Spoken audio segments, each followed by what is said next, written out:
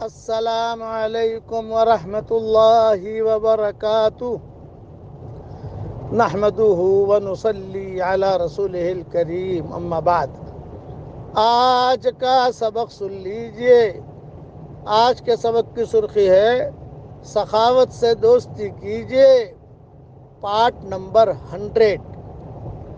جب حضرت عمر کے زمانے میں قحط سالی آئی مدینہ منورہ میں اور لوگ بہت مرنے لگے، بہت حالات آئے، تو حضرت عمر نے خط لکھا عمرو ابن عاص کو جو مصر کے ذمہ دار تھے، اور یہ لکھا تاکیداً کہ دیکھو بھی یہاں مدینہ منورہ میں حالات ہیں، قرب و جوار میں حالات ہیں، اور تمہارے یہاں مصر میں ماشاءاللہ پھل پھول وہاں کھانے بہت ہیں، تو بہت بڑا قافلہ تم مدینہ منورہ اناج کا بھیجو، اور اتنا بڑا قافلہ بھیجو۔ یہ حضرت عمر نے تاکیداً لکھا، اتنا بڑا قافلہ بھیجو کہ اس کا پہلا اونٹ مدینہ منورہ میں ہو اور اس کا آخری اونٹ مصر میں ہو، ایک کے بعد ایک، ایک کے بعد اتنا بڑا قافلہ بھیجو، اس لیے کہ اللہ تعالیٰ نے وہاں بہت فراوانی دی ہے مصر کے اندر، ان میں مسلمانوں کا حق ہے، آپ بھیجو یہاں۔ تو عمرو ابن عاص نے جواب میں لکھا کہ آپ کے حکم کا تابع ہوں، میں انشاءاللہ بھیج رہا ہوں۔ چنانچہ انہوں نے نظام بنایا حضرت عمرو ابن عاص نے، اور زبردست قافلہ بھیجا۔ پہلا اونٹ جب مدینہ منورہ پہنچائے تو حضرت عمر نے دیکھا تو حضرت عمر خوش ہو گئے ماشاءاللہ، اور اونٹ کی لائن لگی ہوئی ہے، اور ویسا ہی ہوا جیسا حضرت عمر نے کہا تھا۔ پہلا اونٹ مدینہ منورہ میں ہونا چاہیے اور آخری اونٹ مصر میں ہونا چاہیے، اور صرف اونٹ نہیں، اس پر جو ہے اناج، کھانا، پانی، پیسے سب ہونا چاہیے۔ چنانچہ یہ آیا تو حضرت عمر رضی اللہ تعالیٰ عنہ نے عبد الرحمن ابن عوف کو بلایا، اور دوسرے عبد الرحمن ابن عوف کا نام تو مجھے پکا یاد ہے، اور دوسرے صحابہ کو بلایا، اور بلا کر کہا کہ لو بھئی چلو، یہ ایک ایک گھر میں یہ اناج بھی دے دو، یہ اونٹ بھی دے دو، اور ان لوگوں سے کہو کہ اناج تھوڑا تھوڑا استعمال کریں، اور اونٹ کو ذبح کر کے اس کی چربی سے سالن بناویں، اور گوشت بھی سکھا کر رکھیں، کئی دنوں تک چلے گا انشاءاللہ، اور اس کے چمڑا بھی سکھا دیں، اس سے اپنے جوتے بنا لیں۔ جوتے بھی نہیں تھے صحابہ کے پاس کہ اس سے اپنے جوتے بنا لیں، اور جو ہے یہ جب تک اللہ تعالیٰ وسعت نہیں کرتا ہے تب تک یہ کرتے رہو۔ یہ کام انہوں نے یہ انتظام کیا، اور ہر گھر میں ایک اونٹ مع سامان کے۔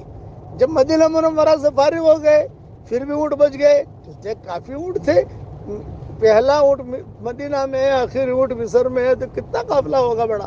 تو انہوں نے جو ہے قرب جوار کے اندر لوگوں کو کہا کہ تم جو ہے وہاں جاؤ اور ایک ایک گھر میں ایک ایک اونٹ دے دو مع سامان کے، اور ان کو تاکید کرو، اور ان کو یہ تاکید کرو کہ یہ ایک دم سے نہ کھا لے، تھوڑا تھوڑا کر کے چلے، اور جن بوریوں کے اندر اناج آیا ہے ان بوریوں کو لحاف کے کام میں لے لو۔ سردی ہوتی تھی اس وقت میں کہ وہ لحاف کے کام لگ جائیں گے، تمہارے سوٹر بن جائیں گے۔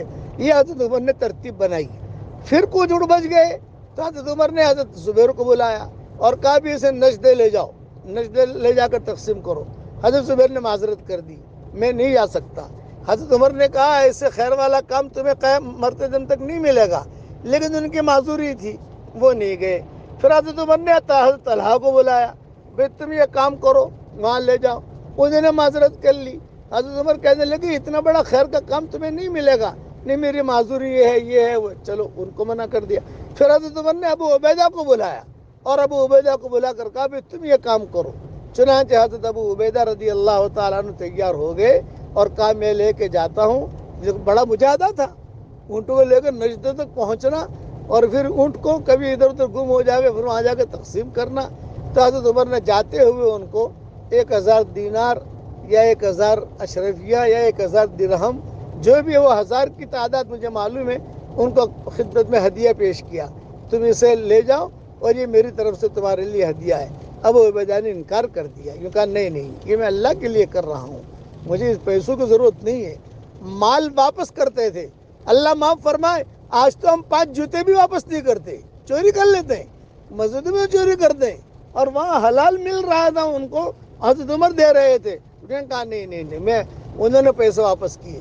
یہ میں نے مختصر بیان کیا ہے، یہ پورا قصہ حیات الصحابہ جلد دوم کے اندر موجود ہے، 243 پر دیکھیں یا 244 پر دیکھیں، کہیں پر بھی آپ کو مل جائے گا۔ اس لیے یہ بات ذہن میں رکھنا، شریعت کا علم تو ہے ہمارے پاس، لیکن تربیت کا علم نہیں ہے۔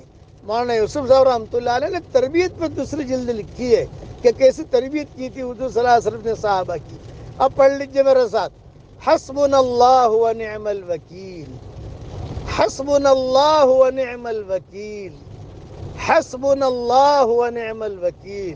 اڑتے بیٹھتے اسے پڑھتے رہا کیجیے، اللہ تعالی ہم سب سے راضی ہو جائے، آمین۔ وآخر دعوانا ان الحمد للہ رب العالمین۔